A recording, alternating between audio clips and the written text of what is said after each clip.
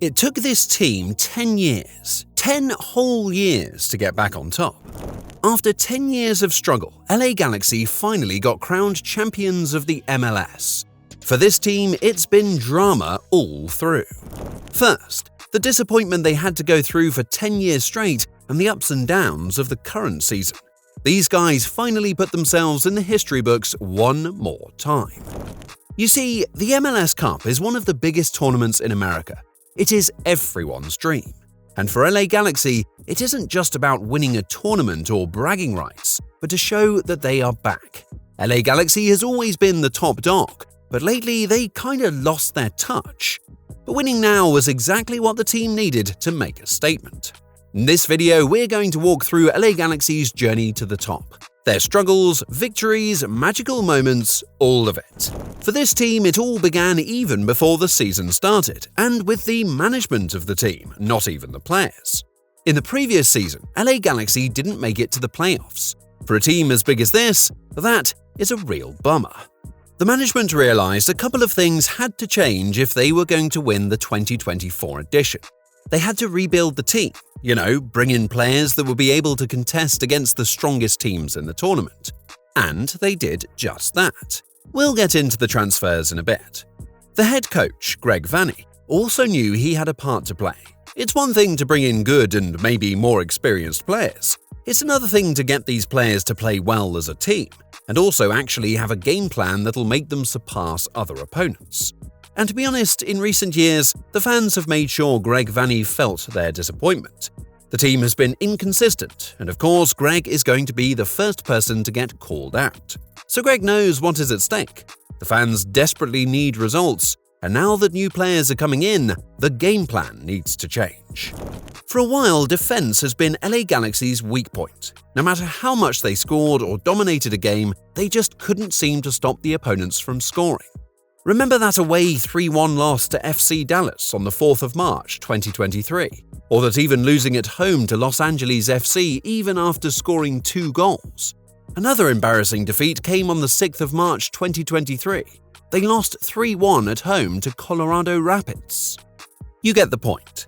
LA Galaxy's defense last season was in no way reliable, and Greg Vanney spent a huge part of that preseason working on that.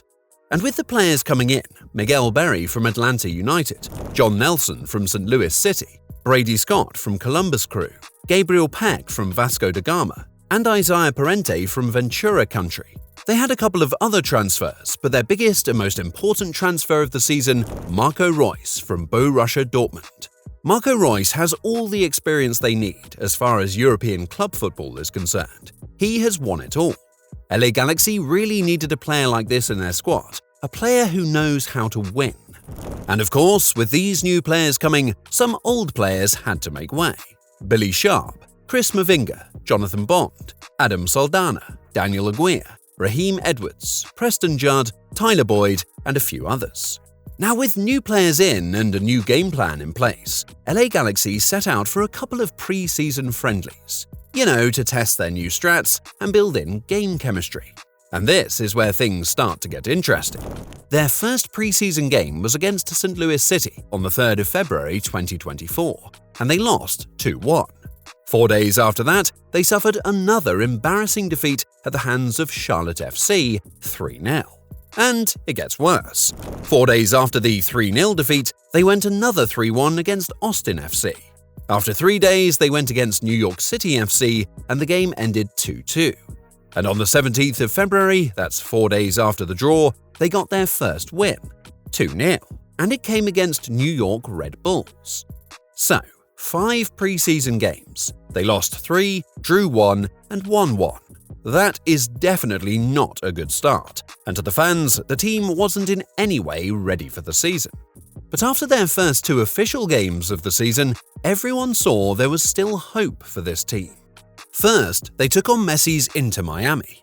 In the 74th minute, LA Galaxy got the ball in their half, quickly turned defense into attack. In no time, Puig was in shooting range. He took a shot, the keeper saved it, but couldn't hold on to the ball, so it fell right into the legs of Delgado. Now it was a simple 2v1 situation.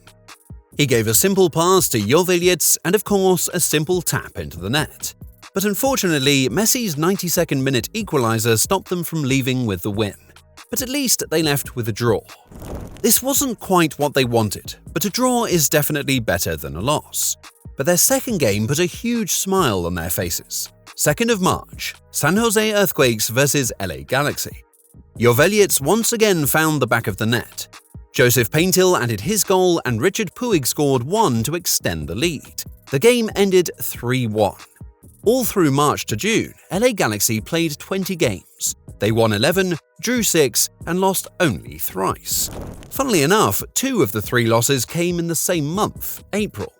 So you see, LA Galaxy to some extent were consistent, and they kept this going all through the year. With this form, they entered the MLS Cup in November with high spirits.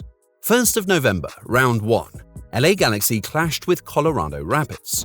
Greg Vanney had the team in the traditional 4-3-3 formation with Painstill, Gabriel Peck, and of course Joveljic leading the attack, while their number 10, Puig boss, the midfield. Just 7 minutes into the game, Colorado's goalie made a mistake I'm sure would haunt him for a while. He tried clearing the ball, but it hit Peck and deflected into the net. But LA Galaxy's fans' joy was cut short in the 18th minute, when Oliver Larraz scored a screamer to level the game. Both sides continued battling it out till Painstill's curler found the back of that net in the first half stoppage time. And that wasn't the only stoppage time goal, as Richard Puig added 2 of his own in the second half stoppage time to give LA Galaxy an impressive 4-1 victory. These 4 goals not only sent LA Galaxy to the next round, but also sent waves around America. 4 goals in such a big match. LA Galaxy was on fire. Everyone thought with these 4 the team had outdone themselves, but after LA Galaxy scored more goals in the second round of the tournament, it became very clear what these guys were aiming for. Conference semi-finals, LA Galaxy took on Minnesota United.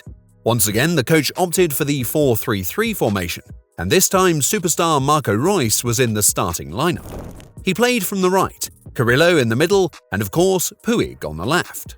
The top 3 did not change. Painstill on the left wing, Peck on the right, and Joveljic in the middle. And what was supposed to be a tough game looked like a training session for LA Galaxy. I mean, these guys scored just 1 minute into the game. Puig sent a beautiful cross from the middle, a pass that beat all the defenders, found its way to Peck, and Peck finished it brilliantly. The crowd went crazy. I don't know if it was because of the quality of the goal or that it came just 1 minute into the game, but it was a wild moment. And it got wilder after Kevin Yeboah of Minnesota found an equalizer in the 6th minute. After this equalizer, the game looked like it would be a really tough one, as both teams looked just as determined to scale through to the next round. But oh boy, before 40 minutes, LA Galaxy scored 2 more, with Joveljic and Painstill both adding their names to the score sheet. Minnesota's Yeboah did manage to score another goal, a penalty actually before the end of the first half, to keep their hopes alive. But the second half was a full-blown massacre. All the first half scorers added 1 goal each to end the game 6-1. And it wasn't just about the number of goals, but the quality. Peck's amazing solo run and goal from his own half, single-handedly taking out 3 players, and Painstill's impressive run and calm finish for the 5th goal. At this point, LA Galaxy were already seeing themselves lifting the trophy, and on the 1st of December they took on Seattle Sounders. This was the last team they had to beat to seal their place in the final, and this was their toughest game yet.